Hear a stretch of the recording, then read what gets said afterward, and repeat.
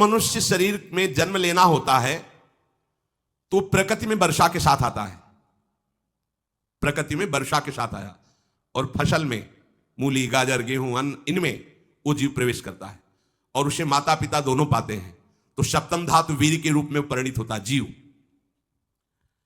वो वीर कण के रूप में माता के उदर में जब प्रवेश करता है तो एक रात्रि में मां का और पिता का, दोनों का वो जो वीर मिलता है, उस रज और वीर के मिलने से एक कलल सा बनता है।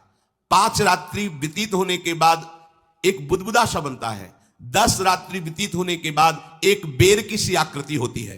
फिर उसके बाद उसमें धीरे धीरे मांसपेशियां बढ़ने लगती हैं। 1 महीने में उसके सिर निकल आता है, 2 महीने में हाथ पांव अंगों का विभाग होता है, तीसरे महीने में नख, रोम, अस्थि, चर्म, स्त्री पुरुष के चिन्ह प्रकट हो जाते हैं, 4 महीने में मांसादि 7 धातुएं प्रकट हो जाती है, 5वें महीने में चेतना जागृत हो जाती है। जैसे अपने चेतना, ऐसे 5वें महीने में गर्भस्थ शिशु की चेतना जागृत हो गई। जीव है पर चेतना 5 महीने बाद मां के गर्भ में जागृत। अब उसे भूख लगती है, प्यास लगती है, वहां की तापमयी जलन, पीड़ा, छोटे छोटे कीड़ों के द्वारा काटना, 6ठे मास में झिल्ली से लपटा हुआ मां की दाहिनी कोख में कीड़े की तरह तड़पता है। उस समय माता को कड़वे और खट्टे पानी की लालसा होती है, जिससे उसके अंगों में जाकर भयंकर जलन होती है। यह है भोग। वो कृमि कीड़े की तरह तड़पता है। मलमूत्र के गड्ढे में बीच में झिल्ली में बंधा हुआ वो जीवात्मा सुकुमार तो होता है, वहां के कीड़े उसे नोचते हैं छोटे छोटे, वो तड़पता है। माता प्रसन्न होती कि जब बच्चा हिलता है, बोले है उसकी दुर्गति हो रही, वहां भयंकर कष्ट पा रहा है। ऐसा क्लेश होता है कि क्षण क्षण में बेहोश होता रहता है। माता के खाए हुए कड़वे, तीखे, गरम, नमकीन, रूखे, खट्टे, यही पदार्थ पाने की इच्छा होती है माता, क्योंकि उसको भोग भोगना है। उसके कोमल शरीर में भयानक पीड़ा होती है जब माता ऐसे पदार्थ खाती है। गर्भाशय की झिल्ली में लिपटा हुआ, आंतों और मलमूत्र से घिरा हुआ सिर, पेट की और पीठ और गर्दन एक कुंडलाकार, ऐसे कंकड़ जैसा, ऐसी आकृति गर्भस्थ शिशु की होती है। पिंजड़े में बंद पक्षी के समान पराधीन, ना तो वो हिल डुल सकता है, ना बोल सकता है, बड़ा असमर्थ दुख को भोग रहा है। चेतना पूरी है। इसी समय भगवान द्रवित होकर उसे ज्ञान देते हैं, गर्भस्थ शिशु को, सबको। जी उसे ज्ञान होता है तो सैकड़ों जन्म के कुकर्म उसे याद आते हैं, सैकड़ों जन्म के। ओहो, ये मेरे कर्म का ही फल है, मैंने ऐसे कर्म किए इसलिए दुख भोग रहा हूं। बेचैन हो जाता है, कैसे निपट पाऊंगा, सैकड़ों जन्म के कर्म जमा है। अब महान अशांति उसके हृदय में, उस शरीर में भयंकर पीड़ा। कुंडलाकार शरीर है, हिल भी नहीं सकता है, बस कीड़े काटते हैं, बड़ी तड़पन, बड़ी जलन, भूख प्यास की जलन। अब एक और भयानक जलन हुई, उसे स्मरण हो जाता है कई जन्मों के, सैकड़ों जन्मों के पाप कर्मों का। 7वां महीना आरंभ हुआ कि ज्ञान का उन्मेष हो गया। अब प्रसूति वायु उसे चला रही है, तड़पता है वो। सप्त धातु में स्थूल शरीर से बंधा हुआ वो जीव भयभीत होकर के पुकारता है, अगर कोई भगवान है तो एक बार मुझे यहां से निकाल दे। वो विनय करता है भगवान से, कोई अगर भगवान है जिसने मुझे इस बंधन में डाला है, एक बार निकाल दे, यहां से जाके केवल भजन करूंगा। जीव कहता, जंतुरुवाच तस्योपशन्नमवितुम जगदिच्छयात नाना तनोर्भुवि चलच्चरणारविंदम सोहम ब्रजामि शरणम रकुतो भयम में येने दृशी गतिरदर्श सतोनुरूपा। हे प्रभु, मैं बड़ा अधम हूं। ये ज्ञान भगवान की तरफ से गर्भस्थ शिशु को होता है। देखो, स्वयं वो इतना कष्ट पा रहा है, फिर जब आप गर्भ हत्या करते हैं तो आपका पाप कितना बड़ा होगा, सोचो। सब माताओं से विनय है, संयम से रहो, सावधान रहो। ये हत्या ऐसी नहीं कि तुम्हारे दान पुण्य से क्षमा हो जाएगी। ये जो भ्रूण हत्या है, गर्भ हत्या है, बहुत बड़ा पाप है। आप लोग अज्ञान के कारण इसको ध्यान नहीं देते, इसे खिलवाड़ समझते हो। कितना ज्ञान है। बेटी ही मां है, बेटी ही बहन है, बेटी ही पत्नी बनती है, बेटी ही किसी के जीवन को धारण करने वाली बनती है। और आपने गर्भ में देख लिया बेटी है, तुम स्वयं मां होकर उसका साथ दे रहे हो, उसका नष्ट करने के लिए। हमारी तो बात ही समझ में नहीं आती, क्या बुद्धि भ्रष्ट हो गई। अगर पुरुष का इतना महत्व है तो बेटियां ना हो तो तुम्हारी कौन सी गति होगी? सोचो जरा, जीना मुश्किल हो जाएगा तुम्हारा। तुम पुरुष किस काम के रह जाओगे? तुम्हारा अर्धांग काट दिया जाए तो तुम कैसे होगे? ये स्त्री स्वरूप अर्धांग है। जिस घर में एक मां बहन नहीं है, स्त्री स्वरूप नहीं, स्मशान जैसा वो होता है। ध्यान दीजिए, ये बहुत बड़ी गलती है जो अपनी बेटियों की हत्या करते हैं। ये वो पाप है जो अक्षम्य अपराध है। स्त्री हत्या करना शास्त्रों में बहुत बड़ा पाप कहा गया है। फिर वो तो बच्चा है, बिल्कुल नहीं। जिनसे हो गया है, श्रीमद् भागवत का सप्ताह मूल संस्कृत से सुनो और भगवान से प्रायश्चित प्रार्थना करो कि हे नाथ, भूल से गलती हो गई, दूसरा कोई उपाय नहीं। ध्यान से समझ लीजिए, तुम्हारे भ्रूण हत्या, गर्भ हत्या के पाप को नष्ट करने में एकमात्र श्रीमद् भागवत समर्थ है, दूसरा कोई नहीं। कोई दान पुण्य तीर्थ स्नान तुम्हें क्षमा नहीं कर पाएगा। यह ऐसा महापाप है। अगर हृदय में जलन करके और मूल संस्कृत के द्वारा पूरी 7 दिन में भागवत श्रवण की जाए नियम से, तो भागवत समर्थ है, इस हत्या के पाप से भी आपको मुक्त कर देगी। जिनके ऐसे हत्या हो गई हो करवा लो, नहीं तो बुद्धि आगे भ्रष्ट करके तुम्हें हरि गुरु से विमुख कर देगा। यह पाप ऐसा नहीं कि तुम्हें 2-4 माला घुमाने से क्षमा हो जाएगा। यह महत अपराध है। सबकी समझ में नहीं आता, समझ जाओ, नहीं तो आप जहां भी हो वहीं से भ्रष्ट कर देगा। यह अपराध नष्ट नहीं होगा, श्रीमद् भागवत की कृपा से नष्ट हो जाएगा। यह हमें बहुत विश्वास है। श्रीमद् भागवत सप्ताह की यह है ही महामहिम। प्रेत योनि को प्राप्त धुंधकारी को सीधे भगवत पार्षद स्वरूप देकर परम पद में आरूढ़ कर दिया। केवल 7 दिन की मूल संस्कृत एक भी श्लोक नहीं छूटना चाहिए। अगर सप्ताहिकी का पारायण हो तो इस भ्रूण हत्या, गर्भ हत्या से भी निवृत्ति मिल जाए। अब वो जीव भगवान को पुकारता है, मैं बड़ा नीच अधम हूं। आहा, भगवान आपने जो मुझे गति दिखाई है तो मेरे कर्म के अनुसार ही है, आपका इसमें कोई दोष नहीं। हम लोग जब कष्ट भुगते तो भगवान से कहते हैं हमने तुम्हारा क्या बिगाड़ा? भगवान ने नहीं बिगाड़ा, तू खुद देख क्या बिगाड़ लिया अपना। करो पाप आचरण। अब देखो, हमने तो जीवन में कोई पाप नहीं किया, कितने गर्भ हत्या की है, कितनी खिलवाड़ समझे हो। ये बिल्कुल भयावह चीज है। आप लोगों को नहीं, हम बार बार इसीलिए कह रहे कि भयावह वस्तु है, तुम्हें बहुत ऊंचाई से घसीट के भ्रष्ट कर देगी। बहुत होश में हो, भूल के कभी ऐसा न करना जहां तक हमारी आवाज पहुंचे, जहां तक सुनाई दे। गर्भ हत्या मत करना, संयम से रहो। इस तरह का व्यवहार मत करो कि तुम्हारा मनुष्य जन्म ही व्यर्थ चला जाए। इसमें तीनों को बराबर दंड मिलेगा, गर्भ हत्या कराने वाला, गर्भ हत्या की प्रेरणा देने वाला और गर्भ हत्या में सहयोग देने वाला। जो औषधि डॉक्टर या जो भी, तीनों को दुर्गति होगी। माता, पिता, प्रेरक और कर्ता।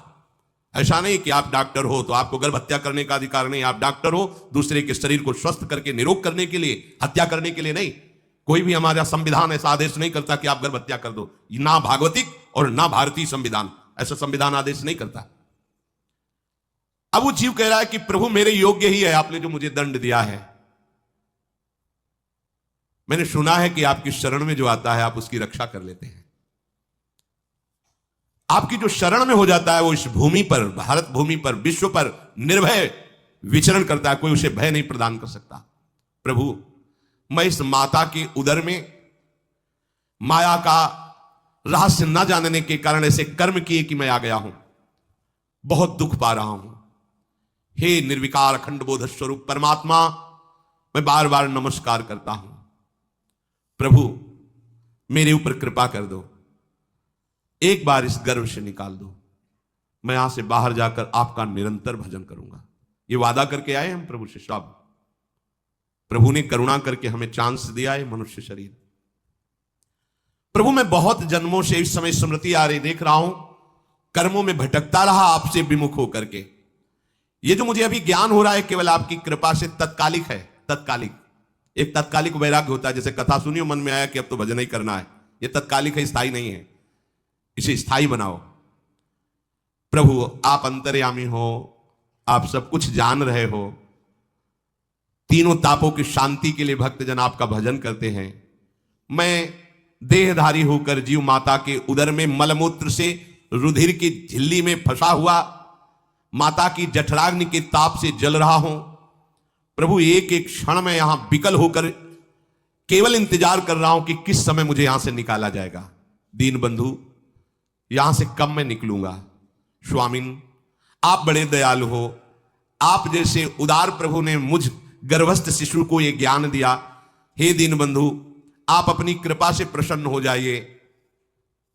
प्रभु एक बार निकाल दीजिए, मैं ऐसा भजन करूंगा कि दोबारा संसार के दुख में नहीं आऊंगा। कपिल भगवान कहते हैं, हे माता, वो गर्भस्थ बालक शिशु भगवान से प्रार्थना करता है, भगवान का आदेश होता है, तत्काल प्रसव वायु धक्का मारती है। जे ही प्रसव वायु धक्का मारती तो उसको ऐसा भयंकर कष्ट होता है, जैसा पीछे लिखा है कि जैसे जिंदा किसी की चमड़ी उतारी जाए, ऐसा मां के गर्भ से निकलते समय उसे कष्ट होता है। वो अत्यंत कष्ट से व्याकुल होता है। उसी समय उसका वो ज्ञान नष्ट हो जाता है जो भगवान ने दिया था। उस समय उसकी श्वास की गति रुक जाती है, जैसे किसी का गला दबा दिया जाए तो कैसा लगेगा। ऐसे ही पूरी की पूरी भागवती की स्मृति नष्ट हो गई। होश आया तब देखा कि वो बाहर पड़ा हुआ है, माता के उस मलमूत्र में सना हुआ बिष्ठे की कीड़े की तरह। गर्भवास में जो दिव्य ज्ञान प्रकट हुआ था भगवान की कृपा से, वो सब नष्ट हो गया। भूमि परत भा ढाबर पानी, तिम जीवे माया लपटानी।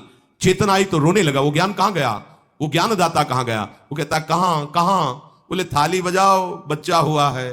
और वो तो रो रहा है कि कहां, वो ज्ञान कहां गया जिसके बल से मैं कह रहा था कि बाहर निकाल दो, मैं आपका भजन करूंगा। सब खत्म ज्ञान।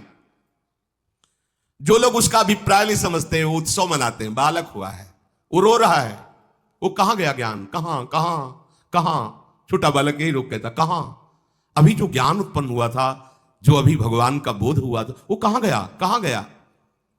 घर परिवार के लोग उसका पालन पोषण करते रहते हैं, उसमें कोई निषेध करने की शक्ति नहीं हो रही। मच्छर काट रहा है, दुख हो रहा है, हटा नहीं सकता बालक।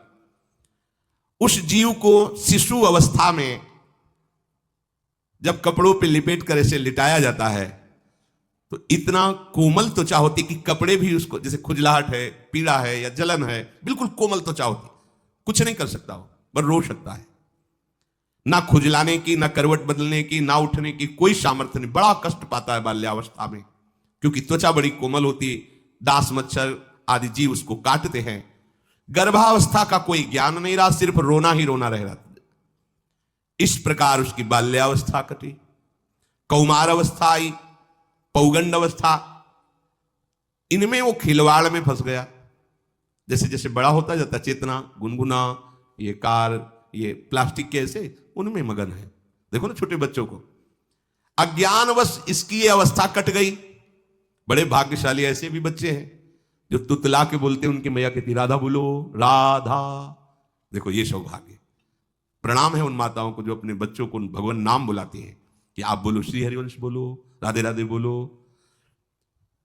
धीरे धीरे उसकी युवा अवस्था पहुंची। इस समय उसके अंदर एक भूत सवार होता है, जवानी का भूत है, ये सबके सवार होता है। अगर मंत्र चल रहा है तो भूत नहीं चढ़ेगा, नाम चल रहा है तो भूत नहीं चढ़ेगा, नहीं तो भूत चढ़ जाता है। ये कुछ भी करवा सकता है भूत, भूत ही तो है ना। वैसे ही पंचभूत लिपट गए, ये ऊपर से जवानी का और भूत सवार हुआ तो जौवन ज्वर के ही नहीं बलकावा। जवानी में कोई भी ऐसा अपराध नहीं जो हो ना जाए। बड़ा भयानक इसमें स्वरूप होता है। इसमें केवल भोग, केवल भोग, एक ही दृष्टि रहती है, भोग भोगना। अज्ञानवश जब भोगों की प्राप्ति में बाधा पड़ती तो भयंकर वो क्रोध करता है, शोकाकुल होकर हिंसा कर बैठता है। जैसी घटनाएं सुनने को मिलती हैं, राक्षसी घटनाएं, ये भूत है जवानी का। जहां कामना में बाधा पहुंची, क्रोध, क्रोध में वो समझ नहीं पाता कि मेरे जैसा ही प्रिय शरीर उसका है जो मैं वर्ताव कर रहा हूं। सदेहेन मानेन वर्धमानेन मन्युना करोति विग्रहम कामी कामेष्वंताय चात्मनः। जैसे जैसे देह बढ़ता जाता है, पुष्ट होता जाता है, वैसे वैसे भोग वासना और अभिमान बढ़ता जाता है।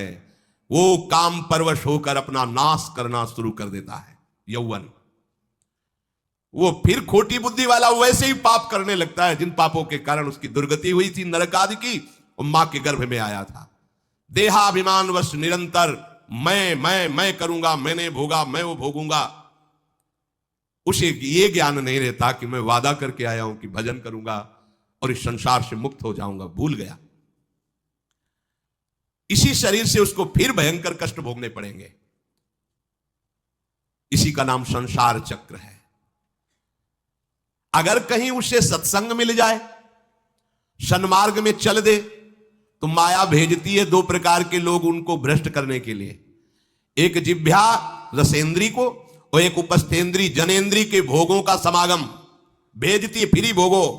ध्यान रखना, शास्त्र है, सत्य एक एक अक्षर है।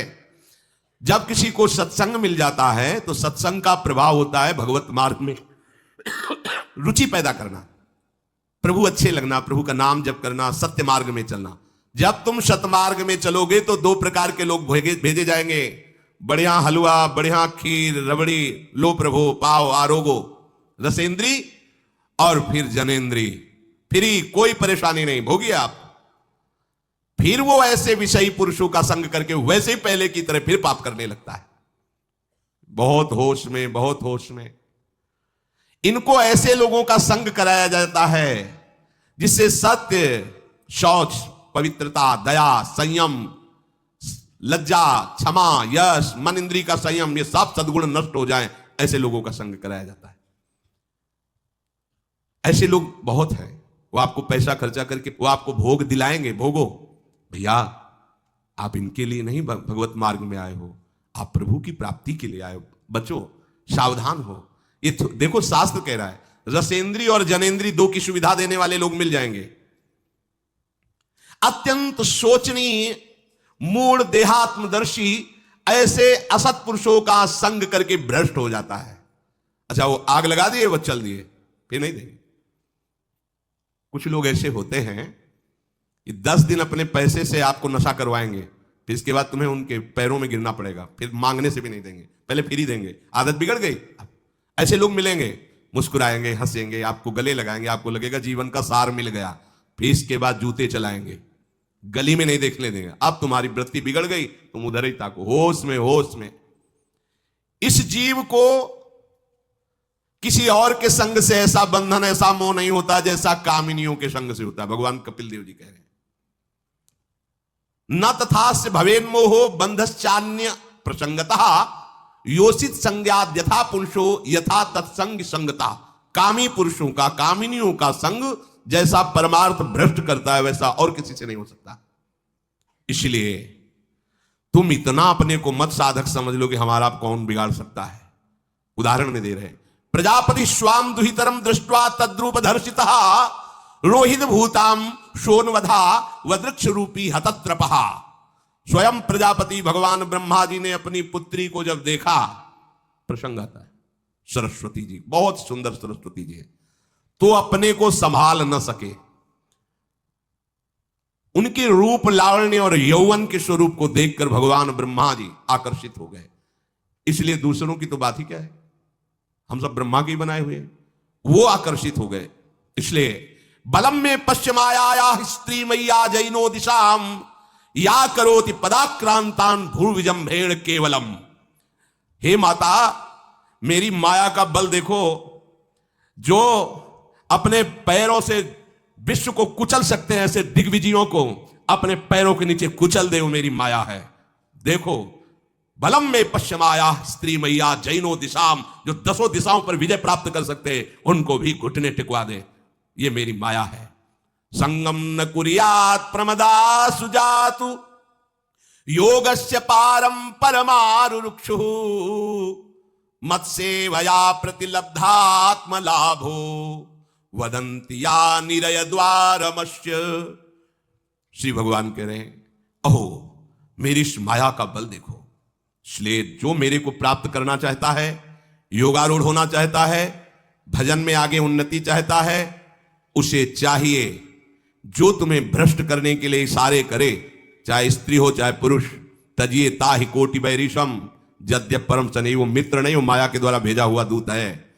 चाहे कोई भी हो, होश में तुम समझते हो कि बाजी जीत गए, भाग्य खुल गए, तरस रहे थे भोगों के लिए, मिल गए भोग। अरे नारकी गतियों से बचने के लिए तुम्हें अवसर मिला था, फिर नरक जा रहे हो। तुम समझते हो कि इसको भोग ले तो सुखी हो जाए, उसको जो भोग रहा है वो समझता है उसको भोग ले तो सुखी हो जाए। उसको पूरी सृष्टि इसी भ्रम में फंसी हुई है। होश में हो जाओ। जो परम पद चाहता है, भजन करना चाहता है, ठीक से मार्ग में चलना चाहता है, उसे शब्द भगवान के याद कर लेने चाहिए। चाहे वो स्त्री हो चाहे पुरुष, जो तुम्हें गंदी बातें सिखाए, गंदी बातें दिखाए, गंदी बातें करने के लिए प्रोत्साहन दे, जाके संग कुमति मति उपजय करत भजन में भंग तजोरे मन हरि विमुखन को संग। गृहस्थ हो तो धर्म के अनुसार अपनी पत्नी मात्र में सीमित रहो। ये उद्दंडता तुम्हारा नाश कर देगी। ये जो आज नई रीतियां चल रही हैं, ये भगवान ब्रह्मा जी ने अपने पुत्रों को बुलाया। चारों युग ये पुत्र हैं भगवान ब्रह्मा के, सतयुग त्रेता द्वापर कलयुग। सतयुग से कहा भाई हमने रचा है नर्क, तुम्हारा स्वभाव सत्य में स्थित होना है, इसलिए हमारी आज्ञा का पालन करो कि नर्क खाली भी नहीं रहना चाहिए। तो उनका पिताश्री जब हमारा स्वभाव आपने ही रचा है तो मेरे राज्य में कोई नर्क जाए भूल चूक से, किसी को नर्क नहीं जाने देंगे। त्रेता से कहा तो उन्होंने कहा कोशिश करेंगे अपने बड़े भाई का अनुगमन करने की। द्वापर से कहा तो उन्होंने कहा कोशिश करेंगे आपकी आज्ञा का पालन करने की। समझना। लेकिन जब कलयुग आया तो मुस्कुरा के बोला, पिताश्री जैसे बड़े भैया ने कहा मेरे राज्य में कोई नर्क मेरी जानकारी में नहीं जा पाएगा, ऐसे ही मेरे राज्य में कोई स्वर्ग या परम पद मेरी जानकारी में नहीं जा पाएगा। मैं सीधे हाउसफुल करूंगा नरक। देख लो ना, शराब पीना, व्यभिचार करना, जुआ खेलना, चोरी करना, हिंसा करना, इसके प्रधान स्थान है। ब्रह्मा जी से कहा आप चिंता मत करो, जैसे बड़े भैया कहते हैं कि हमारे राज्य में कोई नरक नहीं जाएगा, ऐसे हम आपको वचन देते हैं। अगर हमारी दृष्टि पड़ी तो न स्वर्ग जाने देंगे न परम पद में जाने देंगे। तभी महाप्रभु कहते पाए जान जगत में सब जन कपटी कुटिल कलयुगी टंचू। कलयुग ने सबको देख रखा है, सबको अधीन कर रखा है। अगर बच सकते हो तो एक हरिनाम है, राधा नाम है, जो कलयुग का प्रभाव नहीं पड़ने देगा। इसलिए होश में, चाहे वो पुरुष हो या स्त्री हो, रिश्तेदार हो, नातेदार हो, कोई हो, जिसके संग से भोग वासना बढ़े, भगवत विमुक्ता हो, दूरी बना लो, तत्काल दूरी बना लो। वो मित्र नहीं, वो भारी दुश्मन है, जो तुम्हें फिर वही दुर्गति में ले जाएगा जो गर्भ में वादा किया वो नहीं कर पाओगे। भगवान कह रहे मैं इसलिए मना कर रहा हूं कि ये खुला हुआ नर्क का द्वार है। वदंती या निरय द्वारमस्य, निरय माने नर्क का द्वार, अस्य माने ये भोग विलासिता खुला हुआ नर्क का द्वार है। इसका भाव यह है कि इसमें सुख तो है नहीं, सुख भासता है। भासना और है में अंतर है। जैसे रेत में हम देखते हैं सूर्य की किरणें पड़ने पर निर्मल जल भासता है, और प्यास के कारण हम दौड़े तो वहां बालू ही मिलेगी, फिर आगे भासता है, फिर भागे तो फिर भागने से प्यास बढ़ती जाती है, पानी मिलता नहीं। ऐसे ही परस्पर आकर्षण में सुख भासता है, होता नहीं। जब हम उसको स्वीकार कर लेते हैं तो एक मन में उदासी आती कि यहां वो तो मिला नहीं जो चाह रहे थे, तो वो दूसरा दिखाता है, वो आगे वो उधर गया, तो फिर वो पूरा जीवन नष्ट हो जाता है। और मिला नहीं क्योंकि है नहीं, भासता है, सुख भासता है नहीं। प्रभु में सुख भासता नहीं, प्रभु में सुख है, भासता नहीं है। इसलिए जो भासता में लगे वो प्रभु में नहीं लग पाते, क्योंकि यहां भासता नहीं है, वहां भास रहा है, वो है नहीं। यहां है, भास नहीं रहा है तो है का परिचय नहीं है, इसलिए वो यहां लग। और जो लग गया तो नाच नाच के मीरा जी कहती पायो जी पायो मैंने राम रतन धन पायो। पति है। प्रथम रात्रि में मीरा जी ने राणा साहब से कहा कि आप हमारी बात शायद समझ सकते हो, आप हमें स्पर्श मत करना, मैंने सुहाग गिरधर के नाम का भरा है, मैं तुम्हारी पत्नी नहीं हूं। लोक व्यवहार के कारण तुम पति रूप में आए हो, तो मैं चाहती हूं कि तुम मेरा सहयोग करो। मैं एक पतिव्रता हूं गिरधर की, मेरे तो गिरधर गोपाल बैठे थे एक ही सैया में, उतर के चरणों में बैठ गए। मीरा जी के चरण पकड़े के अहो भाग्य, मुझे ऐसे सौभाग्य मिला कि आपका पति होने का, एकांत में आप हमारी गुरु होंगी और समाज में आप पत्नी का स्वांग करेंगी, जिससे आपको विक्षेप नहीं पड़े। आजीवन निर्वाह किया, एकांत में गुरुवत मीरा जी के प्रति व्यवहार करते राणा साहब, और व्यवहार में मीरा जी पत्नी जैसा व्यवहार में बाहर और अंतर में ऐसी सदगति हुई राणा की जो बड़े बड़े योगियों को दुर्लभ है। मीरा जी जीवन में कभी भी किसी भोग को स्वीकार नहीं किया। गिरधर के रंगराची, सब भोग चरणों में लुट रहे थे। सोचिए, राज परिवार में ब्याही गई, क्या था, किसी भी सुख की आकांक्षा नहीं। यह है रंग श्री हरि का, है नहीं ना उनमें सुख। जो है सुख वो मिल गया तो फिर भासने की तरफ क्यों बढ़ेगा। इसलिए ये जो मेरी माया है, ये मित्र बनकर पहले सेवा के बहाने से धीरे धीरे पास आती है का शब्द माया के लिए है। वो किसी भी रूप में होगी, माया का कोई रूप नहीं आज तक वर्णन किया गया, कोई भी रूप हो, वस्तु, व्यक्ति, स्थान, घटना, कुछ भी। उपासक जब समझ नहीं पाता तो वही उसकी नाश का कारण बन जाती है। बहुत सावधान।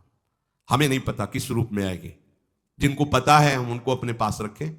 वो है नाम, राधा राधा, फौरन पता चल जाएगा आपको पक्का। ये ठीक नहीं, नहीं बहुत श्रद्धा नहीं, बिल्कुल हटो, बिल्कुल हटो, अंदर से बिल्कुल हटो। नहीं तो कोई समझाने वाला थोड़ी था बचपन से हमें कि भाई पास कोई हो, यही नाम। जहां कहीं कोई प्रियता, कहीं आश्रमों में कहीं कुछ समझ में, हटो हटो हटो, ये नाम हटाते हटाते हटाते जहां लगाना चाहिए वहां लगा दिया। नाम अगर है अंगरक्षक तो तुम्हें माया से बचाता रहेगा, क्योंकि जिनकी माया है उन्हीं का नाम है। वो खूब अच्छे से जानता है, माया को पहचानता है। नाम आप नहीं पहचानोगे पक्का, क्योंकि वो बाहर से ही नहीं आती, वो अंदर से भी आती है। ये सब माया के ही पार्षद है, मन बुद्धि चित्त अहंकार सब माया में है। नाम चलेगा तो अंदर और बाहर दोनों जगह सुरक्षित रखेगा। पकड़ लीजिए, वो तिनके में ढके हुए कुएं के समान होती है। पता नहीं चलता कि कितना गहरा कुआं है, ऊपर से तिनके से ऐसा लगता भूमि, जेब पैर रखा गिर गए कूप में, अब निकल नहीं सकते। जब मेरी माया में आसक्त हो जाता है तो अंत समय फिर उसी माया का स्मरण आता है। वही सब मैं और मोर तोड़ते हैं। अब वो फिर उसी चिंता से फिर वही फंस गया, फिर वही दुर्गति प्रारंभ। तो हे माता, जो हरि से विमुख हैं उनका ये चक्र चलता रहता है। पुनरपि जननम पुनरपि मरणम पुनरपि जननी जठरे शयनम। इसलिए मुमुक्षु उपासक को चाहिए कि ना कोई भय स्वीकार करो, डरो मत माया से। देखो भगवान के वचन, ना किसी के सामने दीन हो। भक्ति की दैन्यता अलग है, विषयों की दीनता नहीं। ये साधु में कभी नहीं हमने देखा, किसी भी साधु में ये नहीं। साधु है ये नहीं होगा जब मर जाए पक्का, और साधुता नहीं है तो फिर इतना ही है, फिर और रही क्या गया है। फिर साधुता में ये तो नहीं होता पक्का। हम कहते हैं बहुत हजारों संतों से मिले, ये नहीं होता। अरे रिद्धियां सिद्धियां मारी घूमती पीछे, वो हाथ फैलाएंगे। हाँ, आचार्य आदेश के कारण रोटी मांगते हुए बड़े बड़े सिद्धों को देखा गया है, टुकड़े रोटी के मांगने। आचार्यों का आदेश है, भिक्षा औषधम अन्नम, भिक्षा रूपी अन्न रूपी औषधि से उदर पोषण करे। ऐसा आचार्य, चाहे वो भगवान शंकराचार्य हो, चाहे आप प्रेम के उपासक हो। भूख लगेगो मांग खाऊंगो, गिनो न सांझ सवेरो, ब्रजवार छिन के जूठ टूक और घर घर छाछ महेरो, ऐसो कब करी हो। बस साधु 30 मिनट के लिए केवल भिक्षुक बनता है और 23.5 घंटा के लिए बादशाह रहता है। मिले तो ना मिले तो बस भिक्षा बादशाह। जाय न चाहे कबो कछ तुम सन सहज सने, बसो निरंतर तासुर सुराउर निजगे। साक्षात भगवान हृदय में खेलते रहते हैं। दीनता नहीं होनी चाहिए। ये भागवतिक दैन्यता अलग है, ये दलिद्रता रूपी दीनता नहीं होनी चाहिए कि ठंडी लग रही कपड़ा दे दो, देखो हमें तीर्थ यात्रा करनी पैसा दे दो, हमें यज्ञ कर। कौन सी यज्ञ करनी तुम्हें, कौन सी यज्ञ? श्वासों को बोलो राधा राधा राधा, एक एक श्वास की आहुति, इससे बड़ी कोई यज्ञ होगी? पूरा जीवन समर्पित, इससे बड़ा कोई तीर्थ होगा? अरे जहां चरण रख दे वहां तीर्थ प्रकट हो जाए, ऐसी भक्ति की महिमा होती। तीर्थी कुर्वन्ति तीर्थानि। ये दीनता नहीं होती साधुओं में, पाखंड में होती है। दीनता साधुता में नहीं होती। इस विषय की ये दे दो बाबूजी, धिक्कार है, धिक्कार है। कहा वह मोर दासा करे तुच्छ नरन के आशा, तो कहो कहां रहा विश्वासा। जिसने बिना किसी सहयोग के 1 सेकंड में अनंत ब्रह्मांडों को रच दिया, वो हमारे स्वामी है। इसके बाद तुम ऐसे मांगते घूमो, कहां दासता रही? भय, जिसके भय से मृत्यु भी भयभीत होकर काम कर रही, जिसके भय से सूर्य चंद्र प्रकाशित हो रहे, जिसके भय से पृथ्वी जल में नहीं डूब रही, वो हमारा स्वामी है। फिर हमें भय किससे? मोह, चराचर जगत मेरे प्रभु का अंश, बस इस बात से प्रीति है, कोई शारीरिक संबंध से नहीं, माता पिता भाई बंधु नहीं। हमारा संबंध नाते नेह राम के मनियत सुरत सुदेव, जहां लो जितने भी संबंध है केवल आराध्य देव के संबंध से। बस निशंग भाव से वो फिर भगवत प्राप्त हो जाता है। ये सावधानी रखनी। निशंग भाव, कोई मित्र नहीं, कोई शत्रु नहीं। इस माया में संसार से मुक्त होने का यही उपाय है। भय नहीं, दीनता नहीं, मोह नहीं, किसी का संग नहीं, और अपने श्यामा श्याम श्यामा श्याम श्यामा श्याम, उनके नाम के, उनके आश्रित। वो आगे से आगे ऐसा दुलार करते हैं, आपको सोचना ही नहीं पड़ेगा। जैसे माँ को पता है बाल भोग कब कराना है बच्चे को, कौन सी पोशाक धारण करानी है, कहाँ उसको खेलने ले जाना है, ऐसे ही हमारे प्रियालाल को पता है ये दास है, इसको कब क्या। सच्ची मानिए, आगे से आगे व्यवस्था उनकी। आश्चर्य में हो जाओगे आप जब अपना अहंकार उनको समर्पित कर दोगे। हम अहंकारी जीव अपने अहंकार के कारण धक्का खाते घूम रहे। नहीं, अखिल कोटि ब्रह्मांडों का सृजन करने वाला प्रभु है। 4 लाख योजन का एक पहाड़ केवल है, सोने का प्योर सोने का, मिलावट नहीं। 4 लाख योजन, 1 योजन 4 कोस, 1 कोस 3 किलोमीटर। कितना एक से एक रत्न इस पृथ्वी में है। ऐसे मालिक के गुलाम हो, ऐसे हाथ फैलाते घूमो। राधा राधा। इस शरीर को बहुत ध्यान से सुन लो, जो इस शरीर को निक्षेप माने धरोहर होता है, धरोहर की भांति, जैसे हम तुम्हें दे दें कि 500 रुपए रख लो, हमें जब काम लगेगा ले लेंगे, तो 500 रुपए रखे आपकी जेब में, लेकिन आप कभी उसे अपना नहीं मानेंगे। अगर कभी आवश्यकता पड़ी, किसी ने बताया कि 500 रुपए आपकी जेब में, नहीं नहीं नहीं, वो तो धरोहर है। जब वो मांग लेंगे तो उनको हम खर्चा, धरोहर का खर्चा स्वयं में नहीं किया जाता। ईमानदार आदमी धरोहर को जैसे रखा है वही, ये नहीं कि हम 500 खर्चा कर लेते हैं फिर कमा के 500 दे देंगे, नहीं, वही वही सेम टू सेम वैसे ही वापस होगा। तो ये शरीर प्रभु की धरोहर है। सुधा निधि में भी एक श्लोक में आया है, ये प्रियाजू की धरोहर है। कबीरदास जी ने कहा है, चदरिया जैसी की तैसी धरी दीनी, जैसी दी थी प्रभु हमने मलिन नहीं की, वैसे की वैसे वापस कर दी, तो क्या होगा उसका परिणाम? मोक्ष, भगवत प्राप्ति। इसे मलिन करने का अधिकार तुम्हें नहीं। ये चदरिया जो मिली है मनुष्य शरीर, ये भगवत प्राप्ति, इसे गंदा मत करो। शरीर को धरोहर की भांति रखकर, ये गुरु की संपत्ति है, ये इष्ट देव की संपत्ति। तन वांग मनोभिरमलई सोहम तविवासिता, ये शरीर, ये मन, ये वाणी हमारे गुरुदेव को समर्पित, उनकी आज्ञा के अनुसार चलना है। तो क्या होगा? अनासक्ति बढ़ेगी, किसी से कोई राग नहीं, अनासक्त होकर भगवत प्राप्त हो जाएगा। एक ही उपाय समस्त दुखों से बचने का, मामुपेत्य, जो मेरे आश्रित हो गया, मेरा भजन करता है, पुनर्जन्म नहीं होता उसका, क्योंकि दुखालयम शाश्वतम, संसार में वही जवानी, वही बुढ़ापा, वही रोग, वही योनियों में भटकना। थोड़ा तो थक जाओ, तुम्हें नहीं चाहिए दिव्यता तो कम से कम इतना समझ लो। फिर वही प्रारंभ वाली बात कहते हैं कि देश विदेश सुख के लिए भटकते हो, तो हम भी तो ऐसे देश की बात कर रहे हैं जहां सुख ही सुख है, जहां काल की भी चाल नहीं है, वो है निकुंज देश। निकुंज देश के राजा हैं श्यामा श्याम, चलो ना वहां, राधा राधा रूपी धन कमाओ, यहां किसी से व्यवहार न करो, प्रेम का व्यवहार भगवत समर्पित करो, राग द्वेष का व्यवहार मत करो, तो इसी जन्म में ये कर्म परंपरा खत्म हो जाएगी। पता नहीं कौन कौन सी योनियों में हमें जाना पड़े मां के गर्भ में। इसलिए भाई, ये आखिरी जन्म होना चाहिए, ऐसा कर लो, ऐसा धन कमा लो जो तुम्हारे साथ चले, वो है राधा नाम। अब जीवन में धोखा ना होने पावे, सबसे प्रार्थना है बच जाओ, आगे और कलयुग भयानक रूप लेके आएगा, आपसे भजन नहीं होगा। अभी देख लो, न खान पान पवित्र है, न संग पवित्र है, न दृश्य पवित्र है, आगे तो और भी। ये ऐसा समय पैदा करेगा कलयुग कि कोई राम कृष्ण हरि नाम सुनाई नहीं देगा, भाव भ्रष्टाचारा सब संसारा धर्म सुने नहीं, कहीं स्वाहा स्वधा तो खत्म होता जा रहा है। देख लो, पहले यज्ञों की भरमार होती थी, कहां यज्ञ हो रहे हैं। ऐसे ही अभी सत्संग सुनने को मिल रहा है, कितने जगह सत्संग होता है भगवत प्राप्ति का, कितनी जगह सत्संग होता है, खोज लो आप पूरे भारत में, कितनी जगह शुद्ध शास्त्र सम्मत भगवत मार्ग की बात मिलेगी। कितने नाम जापक रह गए हैं वास्तविक, आगे चल करके आपको सपोर्ट ही नहीं मिलेगा भक्ति का। जैसे अभी डरने लगे कि अगर तिलक लगा के जाएंगे तो ऑफिस वाले क्या कहेंगे, स्कूल में तो कंठी और तिलक ही नहीं धारण करने दिया जाता, बच्चे कहते हैं, घर में कहते हैं तुम सुहागवती हो, कंठी तो विधवा धारण करती हैं, कैसा दुर्बुद्धि घर वाले। और ठाकुर सेवा, ये तो विधवाओं का काम हुआ, सच्ची सौभाग्यवती वही है जिसने ठाकुर सेवा स्वीकार कर ली, सच्चा मंगलसूत्र कंठी ही है जिसने हरि का पहन लिया। कैसी मंद बुद्धि है लोगों की, ऐसी मतलब सौभाग्यवती भी कंठी पहन सकती है, तो हमें लगता है इससे बड़ा दुर्भाग्य क्या होगा, हम इसे सौभाग्य मानेंगे।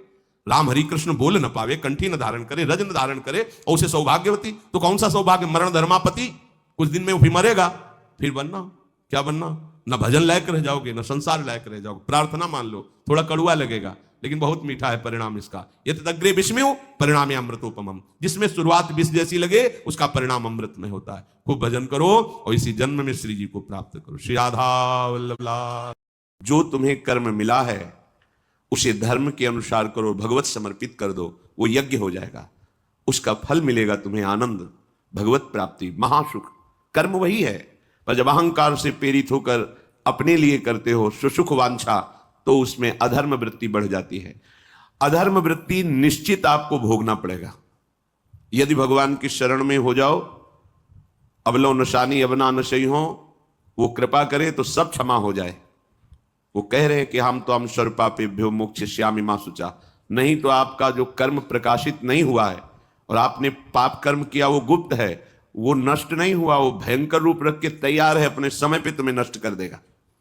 एक 45-50 वर्ष की अवस्था के थे।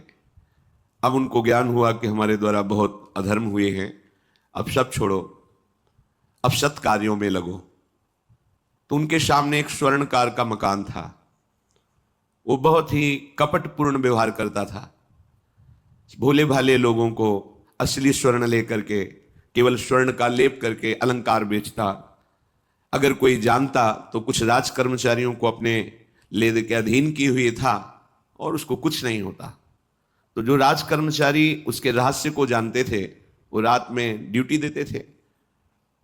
उन लोगों ने सोचा कि इतना धन इसने इकट्ठा किया है, अगर हम इसको मार देते हैं और इसका स्वर्ण ले लेते हैं तो कोई रिपोर्ट करने वाला भी नहीं होगा और हम बहुत धनी हो जाएंगे। अधर्माचरण करने वाला कभी सुखी नहीं हो सकता। स्वर्णकार अधर्म आचरण कर रहा था तो उसके अधर्म आचरण में सम्मिलित होने वाले राज कर्मचारियों ने उसे मार दिया। उसका स्वर्ण ले लिया, धन ले लिया और उसे बॉक्स में बंद करके वो निकल ही रहे थे कि वो जो धर्म पे चलना ठाना था उन्होंने देख लिया। बाहर निकले, उनका ये क्या है, अब वो तो फंस गए क्योंकि बॉक्स में उसकी लाश थी और सब बेग झोला में स्वर्णाभूषण धन था। उन्होंने तुरंत उसको कहा, आवाज मत दीजिएगा, देखो हम तुम्हें हिस्सा दे देंगे, ये जो धन हमारे पास है इसको हम 3 हिस्से में बांट लेंगे और इसको हम नष्ट कर देते हैं, कोई जानेगा नहीं, हम राज कर्मचारी हैं, किसी तरह का फंसाव नहीं होगा। उन्होंने कहा, ये मैं अधर्म का कार्य नहीं कर सकता, मैं तो अब हल्ला मचाऊंगा, सबको बुलाऊंगा और बताऊंगा कि तुमने इसकी हत्या की है और इसका धन अपहरण कर रहे थे। अब राज कर्मचारी, उन्होंने सोचा हमारी ड्यूटी भी जाएगी, धन भी जाएगा, सजा भी मिलेगी। दोनों ने इशारे में ही बात कर ली और हल्ला मचा के दौड़ पड़े, पकड़ो इसे, पकड़ो, जाने ना पाए। उसे पकड़ लिया, लोग इकट्ठा हुए, क्या हुआ, देखो ये धन अपहरण करके जा रहा था, इसकी हत्या कर दी। तो हम लोग गश्त लगा रहे थे तो हमें शंका हुई, आए तो देखा ये पकड़ा गया, जो धर्म से चल रहा था उसको पकड़ लिया। अब तो प्रमाण, राज कर्मचारी खुद गवाही देने के लिए तैयार, उसे बंद किया गया, मुकदमा हुआ।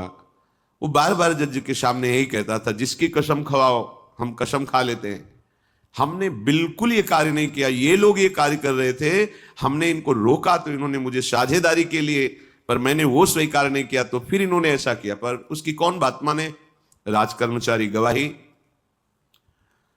मुकदमा लंबा खिंचा, उसे जेल में रखा गया। हर बार आके वो यही प्रार्थना करता, कई वर्ष तक चलता रहता मुकदमा, जेल का उसे बड़ा कष्ट भोगना पड़ता।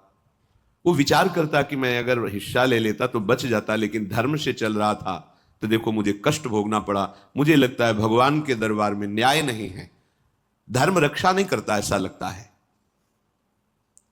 एक दिन आया और रो करके यही बात कही जज के सामने कि मुझे लगता है भगवान नहीं है, क्योंकि मैं बार बार सत्य को साक्षी करके कहता हूं कि मैंने ये कर्म नहीं किया और मुझे दंड दिया जा रहा है, मुझे क्लेश दिया जा रहा है धर्म से चलने के कारण। अगर मैं सम्मिलित हो जाता तो मुझे तीसरा हिस्सा मिलता और बिल्कुल बात शांत होती। ये क्या धर्म है, कहां भगवान है। जज ने इस पर गौर किया, कई वर्ष वो जेल भोगता रहा, मुकदमा चलता रहा। तब जज ने गौर किया कि बार बार ये कहता है इसकी जांच की जाए, तो हत्याकांड होते ही रहते हैं। एक शव आया वहां, जज ने मंगवाया था, जो पोस्टमार्टम के लिए जाता है, मंगवाया और कहा देखो इसका कोई नहीं है, अंतिम संस्कार के लिए अपने ही लोगों को जाना है। तो 2 कर्मचारी जो थे सरकारी, जो स्वर्ण चोरी में सम्मिलित थे, उनको और उसको कहा कि बस तुम थोड़ी देर नदी के किनारे बैठे रहना, हम और लोगों को लेकर के आते हैं। और एक आदमी को छुपा के बैठा लिया और राज कर्मचारी नदी के किनारे शव को लेकर बैठे हैं। उसको देखा, जिसको बहुत कष्ट दिया जा रहा था, सारा आरोप उसके ऊपर था, जो धर्म से चल रहा था। उसे कहा माना नहीं ना, अगर मान लेता तो तीसरा हिस्सा भी मिल जाता, बात वहीं खत्म हो जाती है। देखा, फंसा दिया, तेरे को आजीवन कारावास मिलेगा, कोई नहीं बचा सकता तेरे को। मेरी बात नहीं मानी, कह रहा था हल्ला मचाऊंगा, ऐसा वैसा, अब भोग। तो जज के द्वारा जो एकांत में बैठाला हुआ आदमी था, उसने पूरी बात सुनी, इसीलिए नाटक रचा गया था। तीनों को बुलाया और कहा तुम निर्दोष हो उस धर्मात्मा से, स्वयं इनकी आवाज से हमने सुना ये कह रहे थे जो तुम बात कह रहे थे। तो उसने कहा कि ये तो ठीक है, अब निर्णय ठीक कर दिया, लेकिन अब कई वर्षों से मैं दंड भोग रहा था, ये कौन सा न्याय है? किस अपराध के कारण? मैं तो धर्म से चल रहा था, इसमें किंचन मात्र मेरा कोई अपराध नहीं था, फिर कई वर्ष से मैं सजा क्यों भोग रहा था? बार बार प्रताड़ना, नाना प्रकार के कष्ट क्यों भोगा मैं? जज ने कहा, तुम हृदय को साक्षी करके बताओ, क्या कोई ऐसा अपराध किया है जिसका प्रकाश ना हुआ हो और तुम्हें दंड ना मिला हो? हम अब उसका कोई दंड थोड़ी तुम्हें देंगे, लेकिन तुम्हारे अंदर जो भगवान के प्रति आरोप है उसका निराकरण हो जाएगा। उसने कहा, हाँ, यौवन अवस्था में मैंने किसी स्त्री को ऐसा ऐसा, और वो विरोध करने पर भी उसे मार दिया और आज तक बात कोई प्रकाशित नहीं हुई। तो बोले, फिर भगवान को क्यों दोष देते हो? वो कर्म तुम्हारा दंड अगर मिल जाता तो नष्ट हो जाता, वो कर्म सुरक्षित है। उसी कर्म ने तुम्हें यहां अधर्म ना होने पर भी फंसाया और देखो तुम्हें भोगना पड़ा। तो निश्चित समझो, यदि आप अधर्म के द्वारा कोई भी सुख साधन करेंगे तो आप नष्ट होंगे।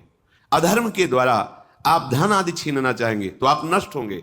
अधर्म कर दिया है और उसका प्रायश्चित नहीं हुआ तो वो कर्म सुरक्षित है। ऐसी जगह फंसाएगा जहां 100% आपने कोई अपराध नहीं किया पर आपको उसका दंड भोगना पड़ेगा। फिर आपको लगेगा कि न्याय में अन्याय हो रहा है, कोई भगवान नहीं है। देखो, मैंने बिल्कुल कसम खा के कहता हूं पाप नहीं किया, पर ये पाप का जो आरोप लगा वो पूर्व पाप आकर के तुम्हें दंडित कर रहा है। अब इस कर्म विधान को ये बहिर्मुख लोग क्या जानते हैं? तभी कहते हैं, अरे कहां भगवान, कैसे भगवान? आज तुम धर्म से चल रहे हो, लेकिन कल तुमने जो कर्म किया तो तुम शरणागत होकर भजन के द्वारा उसको नष्ट नहीं किया ना, तो वो सुरक्षित है। अवश्य में भोक्तव्यम कृतम कर्म शुभाशुभम। इसलिए श्री भगवान आदेश कर रहे हैं, यज्ञार्थात कर्मणोन्यत्र लोकोयम कर्म बंधनः तदर्थम कर्म कौन्ते मुक्त संगः समाचर।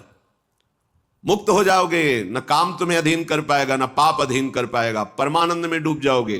केवल प्रभु के लिए कर्म करो। ये अगरबत्ती, धूप बत्ती, आरती, पूजा, प्रभु को अपना नहीं माना तो ये थोड़ा शुभ कर्म बन गया, बस। ये तुम्हारा प्रायश्चित नहीं होगा। जो तुमने अधर्माचरण के अगरबत्ती धूप बत्ती से खत्म होने वाले नहीं हैं, उनके लिए तुम्हें नाम जप करना पड़ेगा, नाम कीर्तन करना पड़ेगा। नाम कीर्तनम यस्य सर्व पाप प्रणाशनम, समस्त पापों का नाश करने में समर्थ है। राधा राधा राधा, कृष्ण कृष्ण कृष्ण, गोविंद गोविंद गोविंद। भगवन नाम, अगर भगवन नाम का आप निरंतर जप करने लगे तो आप स्वयं तर जाएंगे और लोगों को तार देंगे। मम भक्तियुक्तो भुवनम पुनात सतरति सतरति सा लोकान तारयति। जो भी कर्म कर रहे हो वो भगवान के लिए भावना करो, उस कर्म को भगवान को समर्पित करो, तो तुमसे पापाचरण नहीं होगा। जो पापाचरण हो गए हैं, 10 मिनट केवल बैठ करके अपने घर में ही ताली बजा के, मंजीरा लेकर के, इसे नाटक मत समझो, आडंबर मत समझो। नहीं, जो आडंबर और नाटक किए हैं ना, वो जब अपना नाटक फैलाएंगे तो तुम उस नाटक से निकल नहीं पाओगे। माया का नाटक है। भगवान नाम कीर्तन, ये जो लोग कहते हैं ना कि भगवान तो हृदय में बैठे, दिखावे की क्या जरूरत है? अगर इतना बोध हो चुका है भगवान हृदय में बैठे, तब तो आप सिद्ध हो गए। केवल वाणी से बोल रहे हो, मनमानी आचरण कर रहे हो, दुर्गति को प्राप्त हो रहे हो, तो है ना सबके हृदय अछत अविकारी, पर सकल जीव जग दीन दुखारी। सबके हृदय में बैठा है पर दुर्दशा रोक रहा है क्या वो? क्यों? क्योंकि तुम केवल बातों से कहते हो सबके हृदय में बैठा है। ऐसा अनुभव किया? अगर ऐसा अनुभव किया तो व्यभिचार किसके साथ करते हो, चोरी किसकी करते हो, हिंसा की, कपट किससे, द्वेष किससे? बस केवल बातों से बात नहीं बनती। ये कर्म बातों से नष्ट नहीं होता, इसके लिए अनुष्ठान करना होगा नाम का।